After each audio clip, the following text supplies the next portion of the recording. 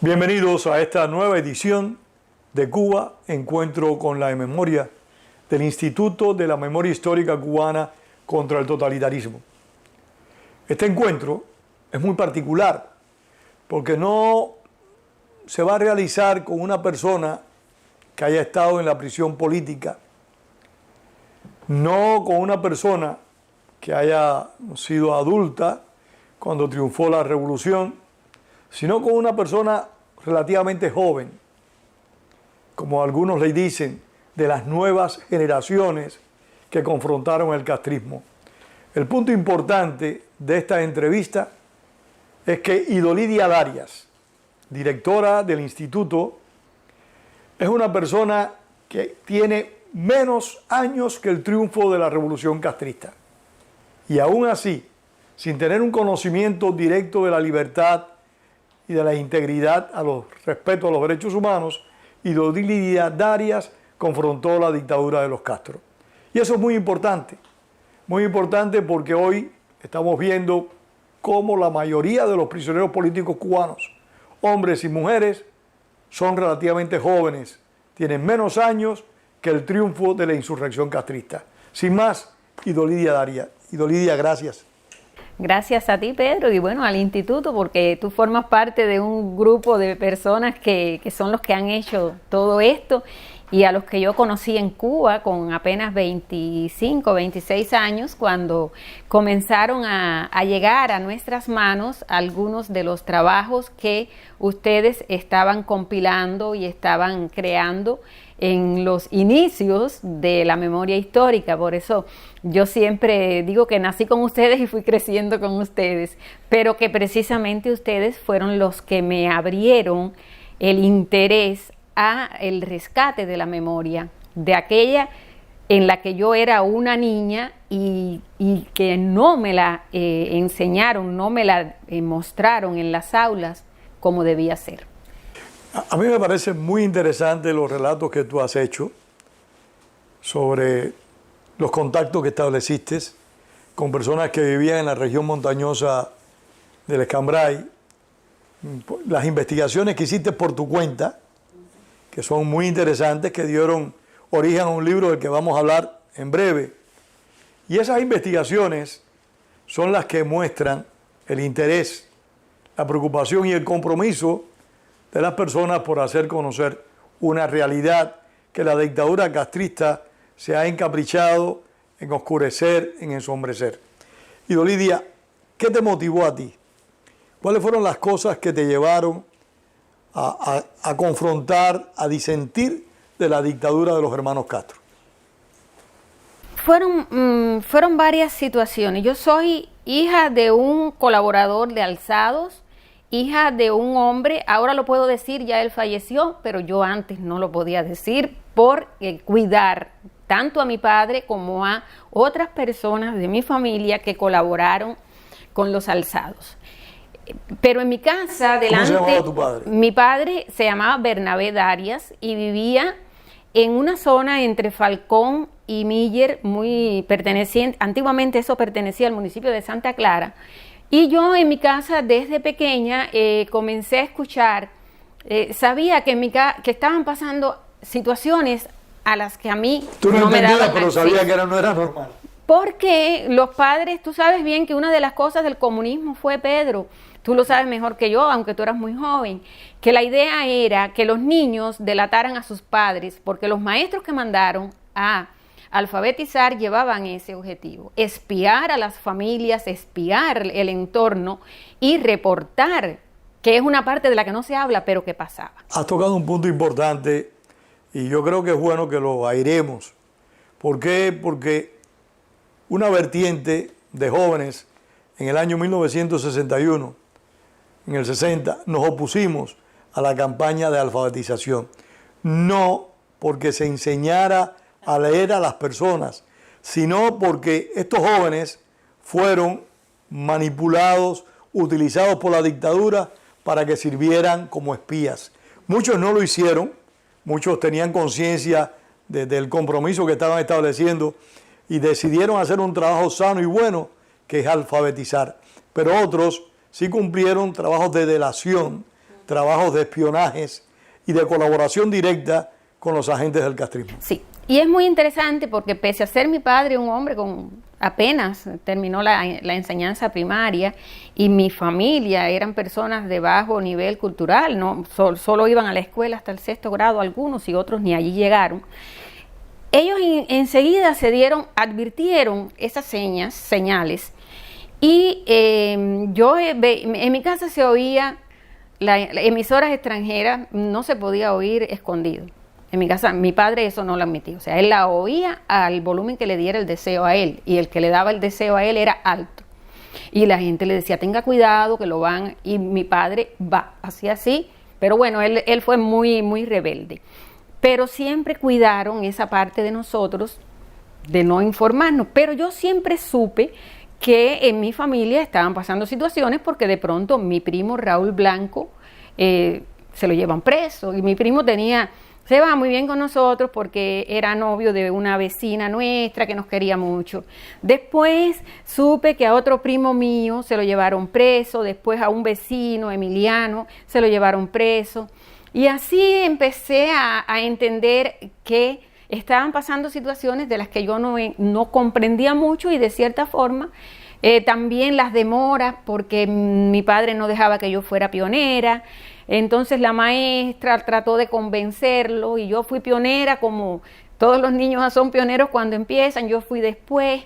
Y yo fui creciendo en un ambiente en que tenía que ir a la secundaria, en que recitaba, como decíamos, no es que lo recitara en sí, pero en el que la doctrina era comunista, la doctrina nos imponían la figura de Che Guevara. Y fui creciendo en ese ambiente en el que yo, por unos años, hasta cierto punto lo asimilé porque estudié, me convertí en una alumna con buenos resultados académicos, y algo así como que fui seleccionada para ocupar cargos en las federaciones estudiantiles.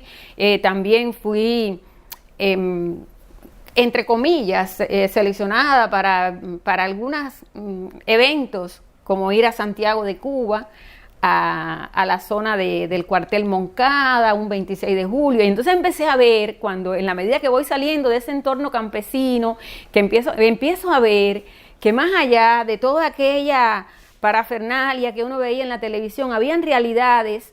Ni todo el mundo era tan fanático, pero sí noté que había muchas máscaras, muchas apariencias.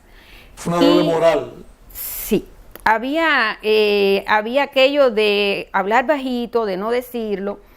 Entonces, fíjate tú, esto es algo interesante. Yo en las escuelas donde recibía la enseñanza comunista, había que decir que uno tenía que decir la verdad, que uno tenía que decir lo que pensaba, fíjate. Y bueno, como a mí me enseñaron que había que decir lo que uno pensaba y demás, yo decía lo que pensaba. Y empecé a tener mis choques con la realidad exacta en la que yo me estaba. Y te empezaste a censurar. No, ahí es donde empieza el problema. Ahí es donde empiezo a tener problemas. Ya voy por 17, 18 años, estoy en el pedagógico. Estamos hablando de los años 80. 80, tal vez 79, 80, empiezo a estudiar en la enseñanza en el Instituto Superior Pedagógico y salgo a trabajar a Santi Espíritus, a la zona de Cabaiguán, estudiar y dar clases. Y allí veo como en un momento determinado un señor que trabajaba en una escuela donde yo estaba cumpliendo mi plan de estudio-trabajo, lo invitan porque era el aniversario del Che Guevara, de algo que había hecho el Che Guevara. Che Guevara en Cabaiguán, Félix Torres y el Capitán Descalzo eran personajes del ejército rebelde que pasaron por allí. No tenían en la historia que daban en Cuba, tenían su lugar destacado. Y a él lo invitan a un conversatorio con los estudiantes y yo notaba que él no estaba no se sentía muy contento con no estaba cómodo con el personaje. Y yo hablé con él en privado y me dijo, es que aquí pasaron muchas barbaridades. El Che Guevara no es tan digno ni tan puro como lo están pintando. Y yo lo único que puedo decir de él es lo que dije en el conversatorio, que él pasó por aquí y que estuvo por aquí, que una gente, porque él para subir a la zona del Escambray el Pedrero, bueno, pues muchas personas que vivían en esa zona lo vieron, pero él no era como lo pintaban. Entonces, primera vez que a mí me dicen eso fuera del entorno de mi padre y de mi familia.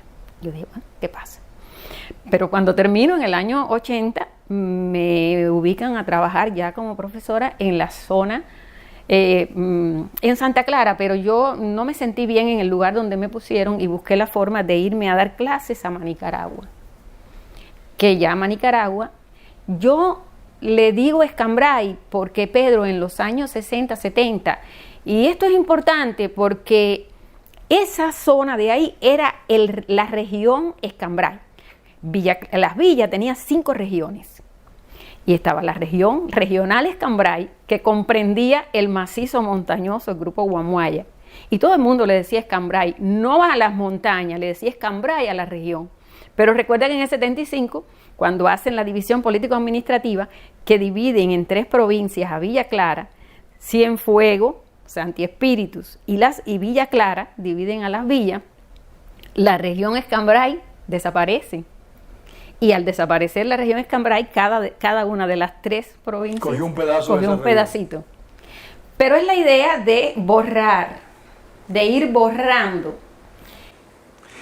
Hay que tener presente, Idolidia, que la dictadura siempre ha pretendido manejar la historia a su conveniencia, porque manejando esa historia, ellos creen que están comprando y garantizando el futuro. Sí. Por eso yo siempre cuando hablo del Escambray, yo digo la región Escambray. Y cuando voy a hablar de todo ese lugar, a veces me han dicho, me envían en las redes sociales, el Escambray no existe, es el grupo Guamuaya, esto lo digo, sí, pero yo no estoy hablando yo estoy hablando de la región Escambray, porque esa región existió.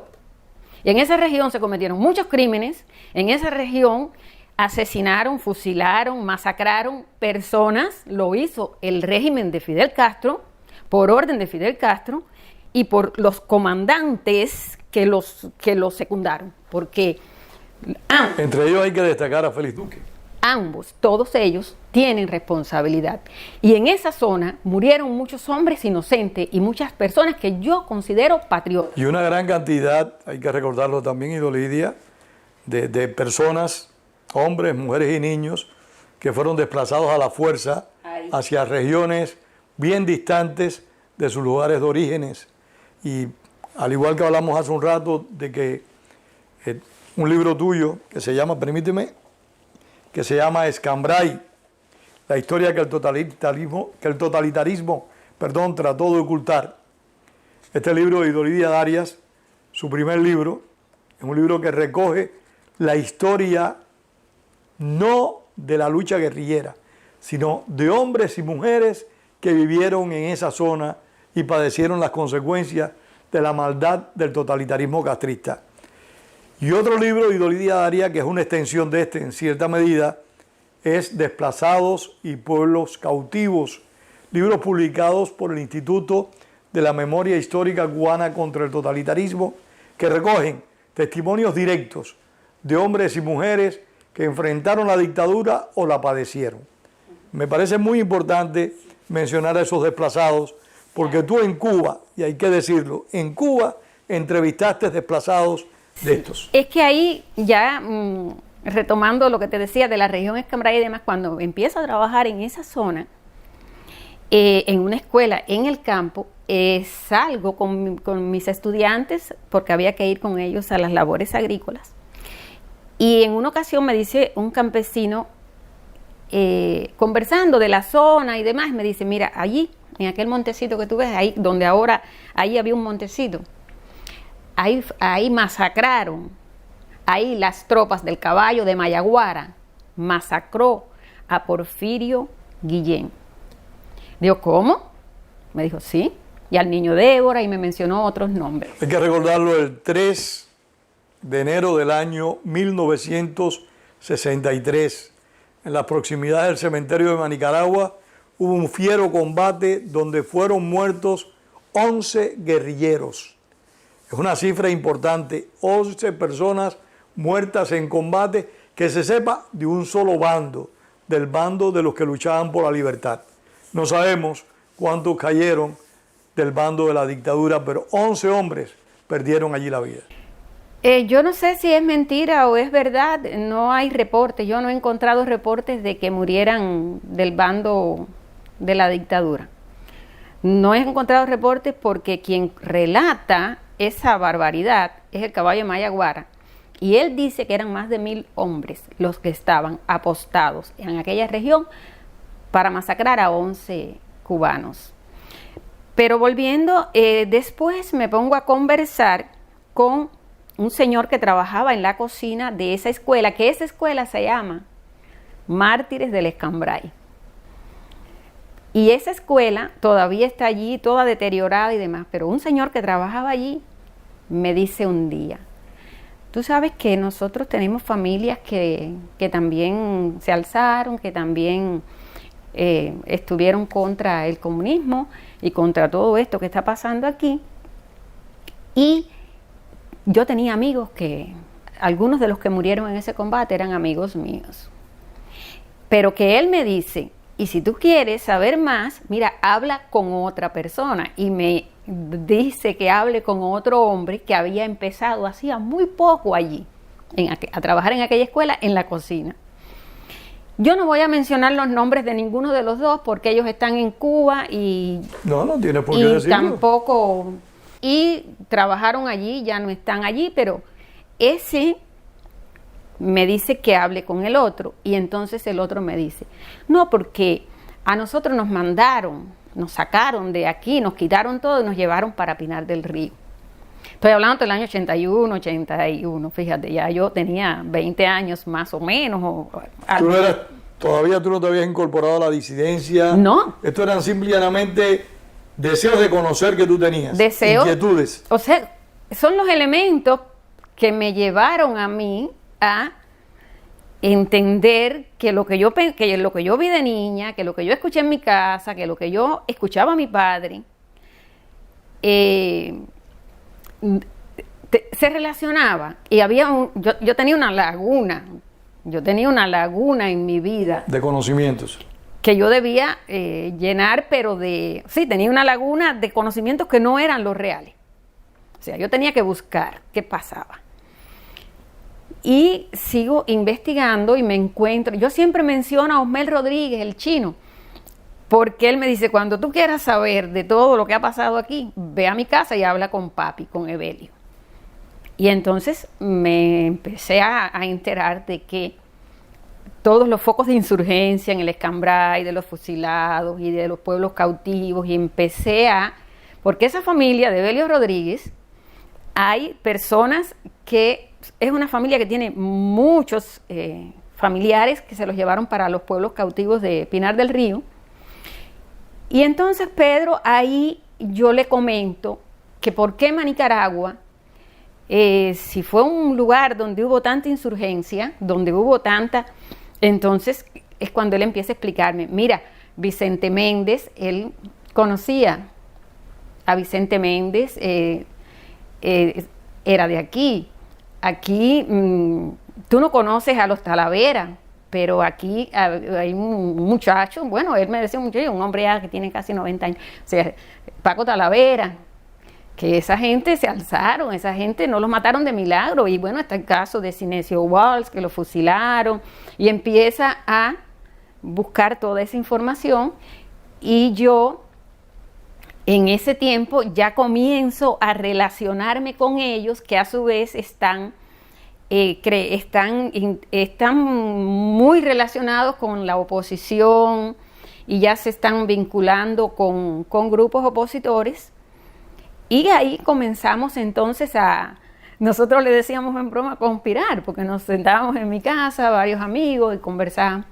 Y entonces me doy cuenta de que hay historias que alguien debe contar, o que hay historias que alguien debe recuperar, porque ni estaban en las bibliotecas, ni estaban en los libros.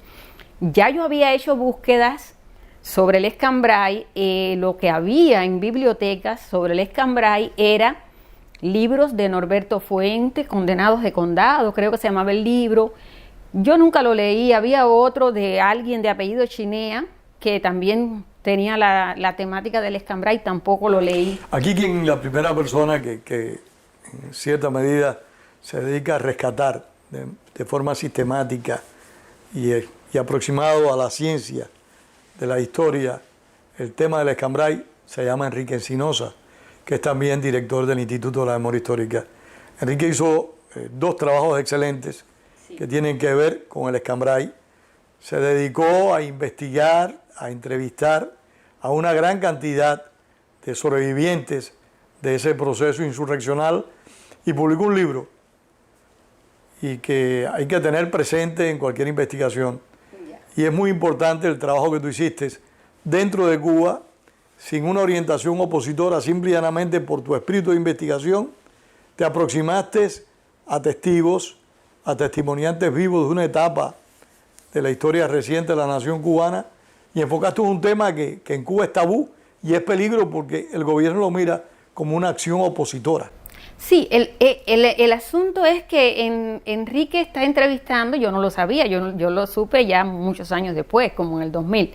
Enrique está haciéndolo aquí en Miami, pero ¿qué sucede? Que yo en Cuba no encuentro información en ningún lugar y le comento a Pablo Rodríguez Carvajal. Y él me dice, yo te voy a buscar información y te la voy a hacer llegar, pero eso viene después. Antes de eso, yo empiezo a preguntar, bueno, ¿por qué no me haces tu cuento? Yo quiero que tú me relates. Y me costó trabajo porque muchas personas me dijeron, mira, Idolidia, a mí me llevaron siendo un niño para los pueblos cautivos, con mi papá, con mi mamá, con mi hermano. Sí, es abrir heridas. Yo regresé a Nicaragua porque a nosotros no nos dejaban venir y regresé hace poco. Estoy viviendo aquí prácticamente prestado. Y yo no puedo revolver eso, porque me puede, más que los problemas a mí, es a mi mujer, a mis hijos. Así me pasó con varias personas. Bueno, yo dije, yo lo que quiero es narrar la historia de los que están aquí, de los que no se fueron, de los que no de los que están, de los que viraron aquí, porque yo no podía ir a los pueblos cautivos. Y así logré empezar a hacer entrevistas y entrevistas y entrevistas. Y entonces... Entrevistas que algunas de ellas están compiladas en el libro este. Todos los que me dieron su autorización están aquí. Hubo otros que, bueno, pero me ayudaron a calzar y a contrastar las fuentes. Y entonces me ayudaron a saber que lo que me decía este señor era real, porque este señor, que no quiso tener voz y rostro, me lo confirmó. Y así, bueno, pues fui conformando el libro y entonces en ese momento descubro, ya te digo, que cuando me van contando, me dicen, porque aquí cuando fusilaron a los alzados, que los pasaron por aquí, por las 4 esquinas de Nicaragua. Ese fue el fusilamiento de Porfirio Remberto Ramírez Ruiz, presidente de la FEU, de Silencio Wash, capitán del ejército rebelde, de Plinio Prieto, comandante del ejército rebelde, y de 2 personas más que en este momento se me han escapado, los mártires de la lucha. José Palomino Colón.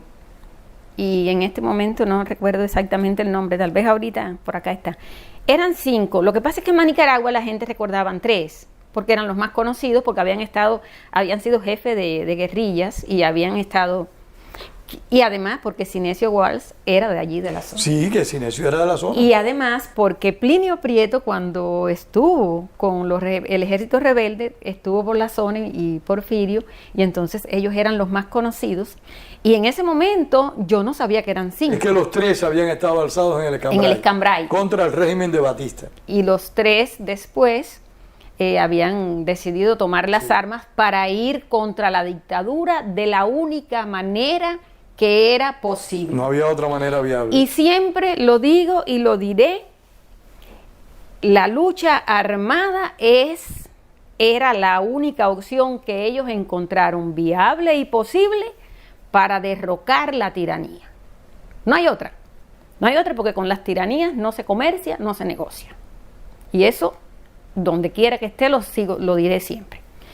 Ni soy belicista, pero esa es la realidad histórica que y no se puede siempre contrarrestar. cuando hablo de ese tema digo, ellos tomaron las armas porque era la única opción que vieron posible y viable. Okay. Bien, dicho esto, vuelvo a que me cuentan, a ellos los pasaron por una zona de Manicaragua que se llama Las Cuatro Esquinas, que es el lugar por donde tiene que pasar, popular porque para ir a Cumanayagua hay que pasar por ahí, para ir a Jibacoa, y para ahí ir a... estaban los comercios más importantes. Ahí no hay otra, sí. No, además, Pedro, que tu papá también... Mi papá estuvo destacado como militar en Manicaragua. Del Ejército de la República, él Sí. estuvo destacado como militar ahí y de cierta forma, pues también ustedes conocían que la zona. Y entonces me comentan que a ellos los habían pasado por ahí a fusilar. Y eso, yo dije, bueno, vamos a buscar información. Y entonces fue cuando Pablo Rodríguez Carvajal comienza a enviarme información que él consiguió y él pudo recoger y me mandó por fax. Pedro, en aquella etapa no había redes sociales, los teléfonos eran de cable, te tumbaban la llamada. Él comienza a mandarnos por fax y con mucho trabajo algunos segmentos del libro de Enrique Encinosa, donde habla de los patriotas que fusilaron el 12 de octubre en La Campana, y es donde entonces supe que no eran 3, que eran 5, que había otros 2 hombres que también habían sido fusilados. Aún no recuerdo el nombre, estoy haciendo un esfuerzo muy grande. Ángel Rodríguez y León, si no y me José Palomino Colón. Ángel Rodríguez y José Palomino. Bien. Ángel Rodríguez del Sol. Del Sol. Y José, bien. Que nos disculpen esos mártires por nuestra mala memoria. No, sí, claro. Bueno, pero también sucede que ha sido difícil conseguir información de ellos también porque no pudimos tener acceso. Bueno, hay que decir que hay uno de ellos que no había fotos, no se conocía foto de uno de ellos, y la conseguimos gracias a un programa de radio que se habló que se estaba haciendo un libro y un documental sobre esa gesta del Escambray, sobre ese fusilamiento del 12 de octubre del 60, y entonces un familiar nos hizo llegar una foto de uno de estos mártires, porque se tenían fotos de Sinesio Guach, de Plinio Prieto y de Porfirio Ramírez, sí, claro, pero los demás no. Y entonces allí en Manicaragua sí me encontré con personas que conocieron a Sinesio, que eran amigos. Entonces seguí buscando, seguí indagando y comencé de la manera que ustedes no se imaginan, una máquina de escribir, tecleando. Si me equivocaba, ya tú sabes, bueno, pero así al final fui recopilando toda esa. Pero bueno, yo quiero hablar de esto porque a la misma vez ya nosotros empezamos a recibir los materiales que enviaba el Instituto de la Memoria Histórica y que Ángel de Fana y Plantados nos hacía llegar. El primer material que enviamos a Cuba, gracias a los esfuerzos de Enrique Ruano, si mal no recuerdo, se llama Al filo del machete. Un documental que hicimos en el Canal 17 bajo la dirección de Luis Díaz y de Pedro Suárez Tintín, que en paz descanse. Ese fue el primer documental que logramos enviar a Cuba, que versa sobre la lucha armada contra la dictadura, y por eso se llama así, Al filo del machete. Entonces, cuando yo veo que están haciendo el Instituto de la Memoria Histórica, la idea de rescatar, está la Operación Rescate de un grupo de activistas en Santa Clara que fueron al cementerio, trataron de rescatar, de limpiar, restauraron las tumbas de algunos de los luchadores. Y que estaban las tumbas de algunos de los luchadores. Entonces yo dije, yo quiero hacer esto, yo voy a hacer esto, yo voy a rescatar esta... O sea, ya yo me di cuenta que lo que yo tenía, que lo que yo había ido recopilando, iba por ahí. Iba por ahí. Bueno. No sé de qué manera cae una mujer que trabajaba en la biblioteca. Ya yo dejo educación, yo me fui de educación porque comenzaron muchas presiones sobre mi persona, porque como yo aprendí a decir la verdad y defenderla, la aprendí cuando era joven, cuando era más joven, cuando estaba estudiando, cuando empecé mi formación, que había que decir la verdad, que había que defenderla. Y yo decía la verdad, la defendía y criticaba lo mal hecho, y a mi alrededor había corrupción, había favoritismo, había procederes incorrectos por parte de los que dirigían los lugares donde yo estaba, y había una postura de adoctrinamiento feroz contra la ciudadanía, y yo era profesora, y comencé a tener problemas cuando me exigían que para darme bien, que era la categoría de una clase visitada, yo tenía que cumplir la 713. La 713 decía que debía incorporar un elemento de formación político-ideológica, los valores de la revolución y del comunismo y de todas esas locuras. En mi clase, y yo era profesora de español y literatura, yo comencé a tener el primer problema, porque yo dije que yo no era profesora de historia y ni de marxismo-leninismo, que eran las asignaturas propias del adoctrinamiento. Que yo había cogido el pedagógico en primera instancia en historia y que acto seguido me había cambiado para español y literatura, porque había comprendido que yo no podía enseñar historia y especializarme en marxismo, porque yo no creía en lo que decían. Y porque yo no había obtenido buenas notas en las clases de marxismo-leninismo y de comunismo científico, porque el profesor y yo habíamos tenido diferencias de conceptos y de criterios, y me daba 3 porque ya tenía que aprobarme. Y dije que yo en mis clases de español y literatura no hacía eso. Y no lo hice. Y entonces empezaron, el problema es que no te votaban por tener problemas políticos e ideológicos. Entonces te sacaban de educación porque habías tenido deficiente en una clase, porque no habías cumplido con las metodologías de las clases. Al final te sacaban de educación, no porque eras una mala profesora, pero te sacaban porque eras una mala profesora, según los cánones de ese momento.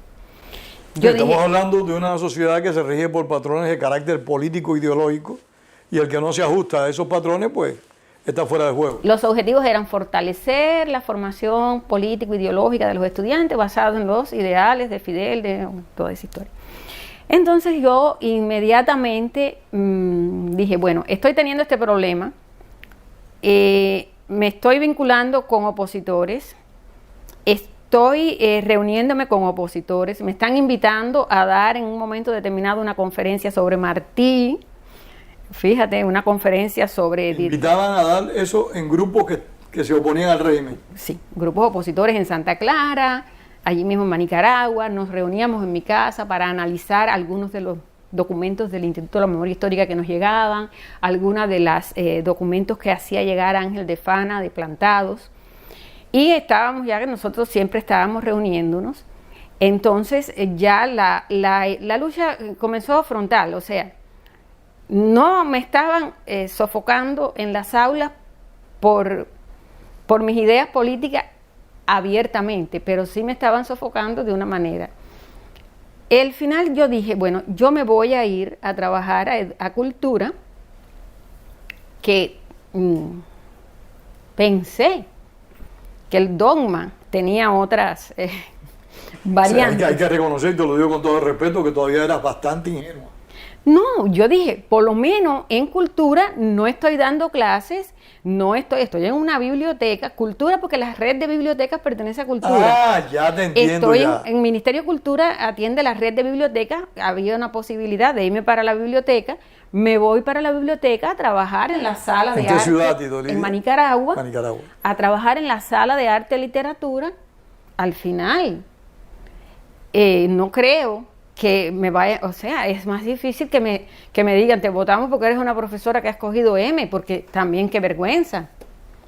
O sea, es una situación en Cuba que es a veces el que no la ha sufrido, asfixiante, no la sabe explicar, porque uno dice, concho, pero que me saquen de una escuela porque me devalúan como profesora, cuando lo que yo estoy haciendo es bien, cuando mis alumnos salen preparados, cuando yo los enseño a pensar con cabeza propia, cuando yo los enseño a analizar. Pero era así, ha sido así en Cuba. Y empecé a trabajar en la biblioteca y entonces dije, tengo la oportunidad ahora de investigar con más. Y ahí la directora de la biblioteca estaba haciendo una entrevista, estaba haciendo una investigación sobre los grupos insurgentes, sobre los bandidos, sobre los alzados contra Fidel Castro en el Escambray. Y empezamos a tener... O sea, la directora de la biblioteca sí estaba haciendo por su cuenta una investigación y tú otra. Ella estaba... No, la mía nadie la sabía. Sí, pero te quiero decir que eran dos investigaciones ella estaba paralelas. haciendo esa investigación sobre las bandas y ella me dijo, no, yo me voy a enfocar porque según los cánones de la investigación, porque en las bibliotecas había que investigar. Todo lo que trabajábamos en la biblioteca, los licenciados, los que teníamos título universitario, teníamos que hacer una investigación porque eso formaba parte de nuestro trabajo. Yo dije, yo voy a hacer la investigación mía va a ser sobre cultura regional, o sea, el rescate del clamor regional, de la región de Manicaragua. Pero ella me dice, yo estoy haciendo una de historia, porque a ella le gustaba más el tema de la historia, yo estoy haciendo la investigación sobre las bandas de alzado. Y estoy buscando información sobre la banda, porque en Cuba le decían banda, a los grupos guerrilleros que se alzaron en armas contra Fidel Castro, contra la banda del Congo Pacheco. Y yo empiezo a buscar información, y entonces en la biblioteca no había ningún libro, no había nada sobre esa etapa que no fuera producido por el gobierno, producido por las editoriales comunistas. Y yo le dije, ¿y por qué no haces sobre los que masacraron en Sabanas del Moro, donde, mira, estaba el niño Débora, que era familia de una de las mujeres que trabajaba en la biblioteca, estaba Porfirio, y me dijo, no, yo esa no me interesa. Pero a ellos no los masacraron, ellos eran alzados. Y entonces, imagínate, le dije, no, pero ya nosotros ya estamos con conceptos diferentes, porque Congo Pacheco tampoco era un bandido. Congo Pacheco tampoco era un... O sea, a Congo Pacheco... Permíteme, el Congo Pacheco era un jefe guerrillero que operó en el Escambray por más de 2 años. Era un hombre de mucho valor, que lamentablemente perdió la vida también por enfrentar la dictadura. Entonces empezamos a tener criterios diferentes y yo dije, bueno, yo con esta mujer, ella por su rumbo, yo con el mío. Pero entonces empiezo a hacer investigación, a trabajar la mía con el tema de la décima del repentismo y entonces hacer algunos eventos de repentismo y ahí me aparece otro problema, porque había repentistas, personas que hacían la décima guajira, el repentismo, pero no les interesaba para nada hacer décimas alabando a Fidel Castro, alabando al Che Guevara. Entonces empieza a complicarse la situación porque ya colapsé porque yo dije, no, yo no voy a hacer. Entonces tenía que salir a hacer actividades culturales, a promover libros y demás, y yo promovía libros. Los libros que yo promovía no estaban aprobados, ellos querían que yo promoviera los libros de cuando el Che pasó por Guinea de Miranda, y entonces yo empecé a tener... ¿Y cuándo te incorporaste ya a la oposición como tal? Yo en realidad, Pedro, simbólicamente fui miembro de la Organización Independiente de Derechos Humanos Escambray. ¿Quién presidía? Que lo presidió Arturo Pérez de Alejo. Pero Arturo Pérez ya falleció. Arturo Pérez de Alejo fue uno de los 75 hombres de la Primavera Negra. Ya él falleció, hace como 2 años falleció. Él vive en Manicaragua y Arturo Pérez de Alejo era un hombre muy valiente, un hombre que como yo también empezó a investigar y averiguar. No, y que también pasó por la parte en que de cierta forma estuvo trabajando, estuvo al servicio del gobierno, en el sentido de que todos trabajábamos para el gobierno. Porque es un régimen totalitario, pero y no hay espacios independientes.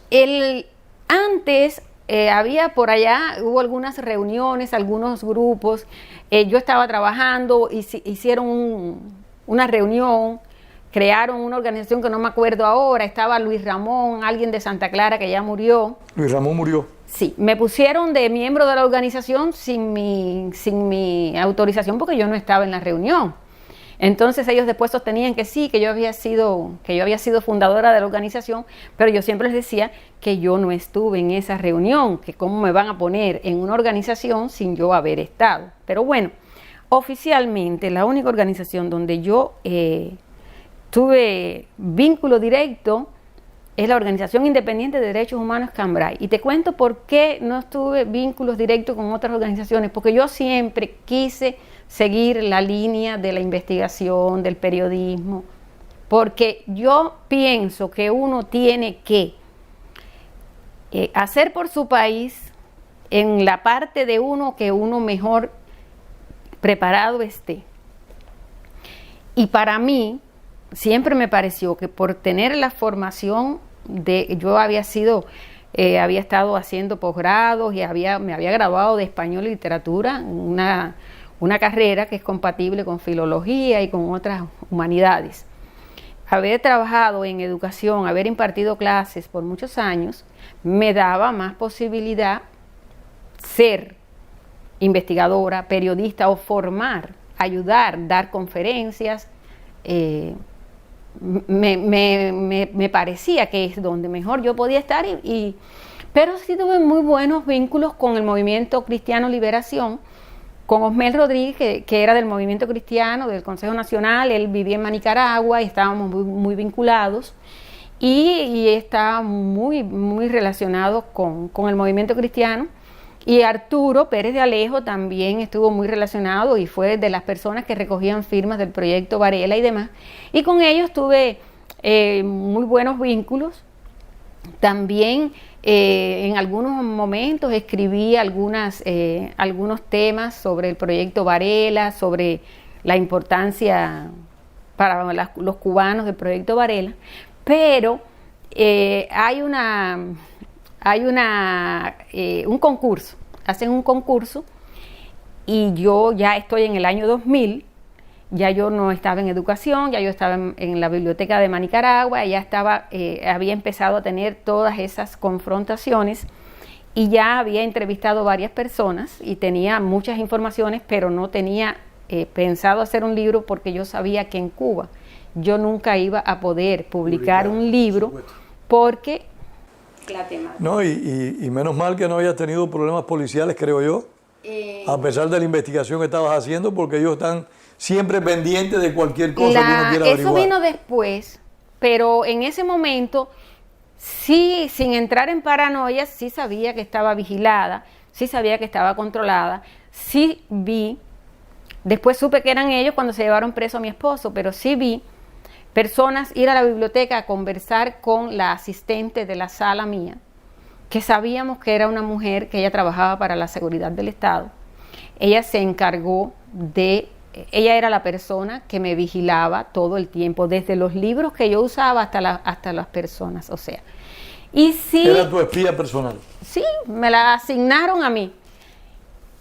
Y sí sabía que había vigilancia, y sí, cada vez que había alguna reunión, algún encuentro de opositores o alguna situación, había vigilancia sobre mi casa, situaban carros cerca, lo que lógicamente yo no tenía planificado ir, pero sí sabía que iban a ocurrir. ¿Por qué? Porque mis amigos me decían, mira, nos vamos a reunir hoy, vamos a hacer esto. Pero yo no iba porque yo estaba trabajando, pero no obstante me ponían un carro en la parte afuera de la biblioteca, para ir para mi casa. Yo tenía que pasar por un lugar, no había otro, ahí había. Y era la broma aquella de que me regalaron un carro para el trabajo, me regalaron un carro para mis problemas personales. Era la broma de, mira, me regalaron un carro, le decían. ¿Era un carro de la seguridad del Estado? Eran los carros. Estaba pendiente de ustedes. Lógicamente, con chapa particular, un joven con un pullover Adidas o algo que no pareciera para nada, sentados allí.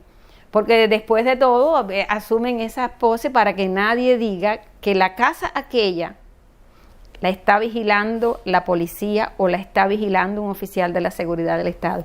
Tanto es así que te hacen la vida horrible, son capaces de vigilarte hasta los sueños y nadie se entera porque que un carro esté parqueado allí y hay un joven sentado allí adentro oyendo música del momento, ¿quién va a decir, oye, la policía, la seguridad del Estado? Son los hombres color del silencio. Y Lidia, tu llegada a Estados Unidos, ¿en qué año fue? Yo vine en el 2004. A partir del 2001 participo en un concurso y escribí un testimonio, un reportaje, bueno, a partir de testimonio, se llamaba La Lista del Escambray. Eso fue un poco fuerte porque La Lista del Escambray está inspirada y está concebida a partir de la lista de hombres que el gobierno citó un 15 de diciembre de 1970 en el campo en el campo de Santa Clara, y se los llevaron presos para los pueblos cautivos. Hay relatos de eso, nosotros los tenemos en nuestros documentales Desplazado y Pueblo Cautivo, y en el libro Desplazado y Pueblo Cautivo, que dirigió nuestro director Wenceslao Cruz, y Pepe Fernández Vera relata muy bien esa experiencia, de esa lista, de esa convocatoria en Santa Clara. Ahí estaba también Julio Machado, que lo tenemos en el documental Desplazado y Pueblo Cautivo. En fin, una gran cantidad de hombres que tuvieron esa dolorosa experiencia de ser sacados a la fuerza de sus casas, abandonar a su familia, para que meses después esas familias también fueran desplazadas a la fuerza, incluidos niños de brazos. Porque en el 2000, Julio Machado, un periodista de Radio Martí, comienza a tener incidencia de la emisora. Ya en el 98, 99, él llamaba y él grababa denuncias desde allá. Pero ya en el 2000 en Nicaragua, había creado un staff de personas que íbamos a la casa de otro opositor. Siempre fue un hombre muy comprometido, Julio. Y ellos le dicen, mira, ella es profesora, ella trabaja en una biblioteca y ella está haciendo una investigación y está escribiendo. Y entonces él le digo, bueno, estoy haciendo una investigación, y él me dice, sí, yo soy uno de ellos. Entonces Julio Machado me ayuda un poco a entender y a terminar, porque eran 10 cuartillas lo que había para ese concurso. Y lo presento en un evento de bibliotecas independientes que se hizo en Santa Clara. Y varios opositores, varios periodistas independientes hicieron el jurado y conformaron todo. Bueno, yo mandé mi trabajo al concurso y le dieron un premio a ese reportaje, que es a partir de testimonios, que se titulaba La Lista del Escambray. Y ya converso con algunas personas y me dicen, entonces empiezan a ayudarme. Algunas personas en Cuba comienzan a ayudarme, a decirme, mira, te voy a llevar a casa de un hombre que es de los pueblos cautivos, porque La Lista del Escambray habla del momento en que ellos los detienen, los citan, ellos empiezan a narrar, me citaron esto, lo otro, me llevaron para Santa Clara y nos llevaron para los pueblos cautivos. Yo cuando se bajaban allí en los pueblos cautivos, la otra parte fue horrible y demás, porque eran 10 cuartillas, no podía. Y entonces empiezan a ayudarme, Arturo Pérez de Alejo, Osmel Rodríguez y su familia, comienzan a ayudarme. Te vamos a llevar a casa de una persona para que te cuente, porque él estuvo en los pueblos cautivos y viró para acá.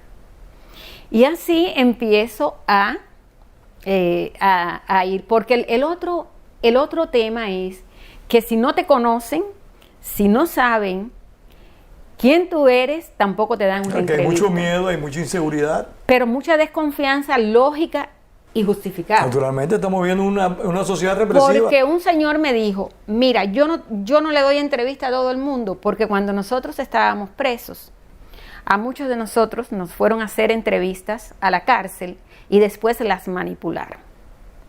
Y publicaron libros y pusieron una parte de lo que ellos decían y no toda.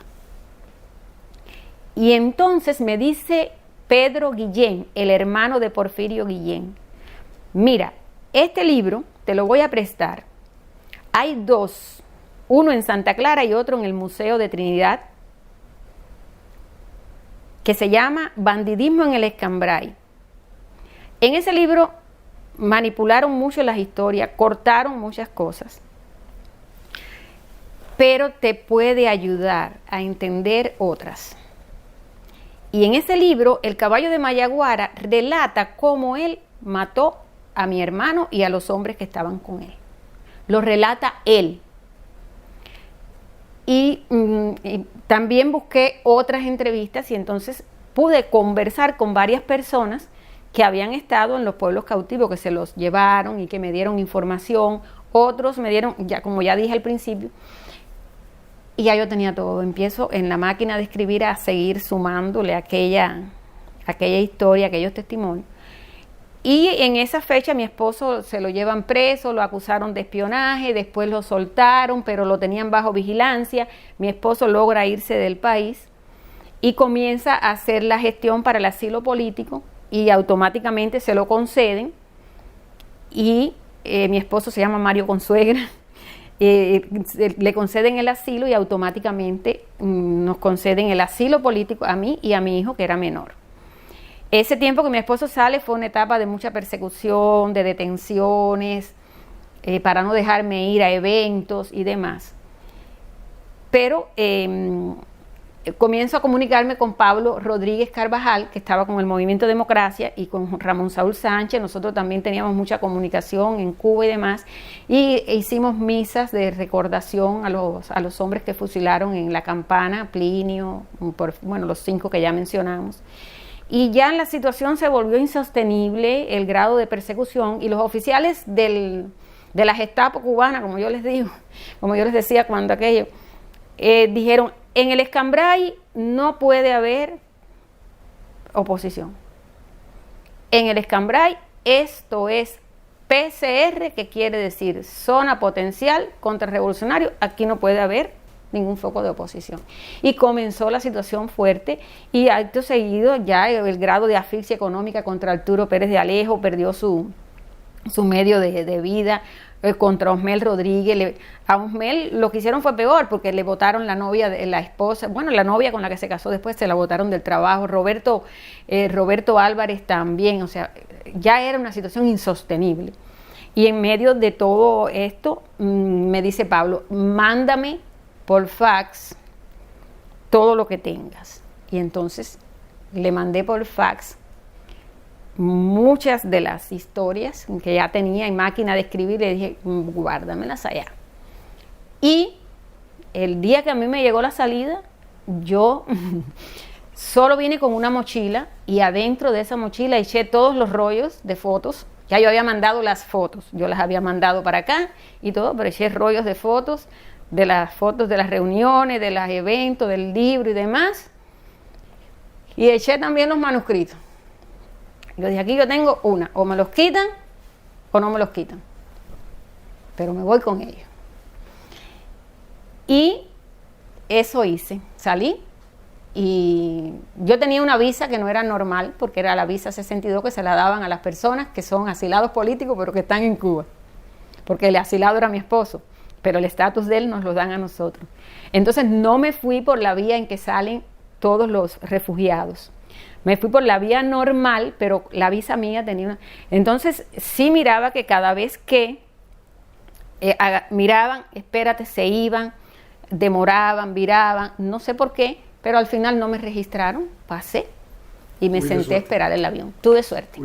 Y entonces cuando llegué aquí, pues Pablo Rodríguez Carvajal enseguida se comunicó conmigo, me llevó los documentos, había una computadora, había más comodidad para trabajar, y empecé a componer. Y en un momento determinado, Julio Machado me puso en conexión contigo, y tú fuiste a mi casa, conversamos, y entonces fue cuando me ayudaste. Fuiste tú específicamente.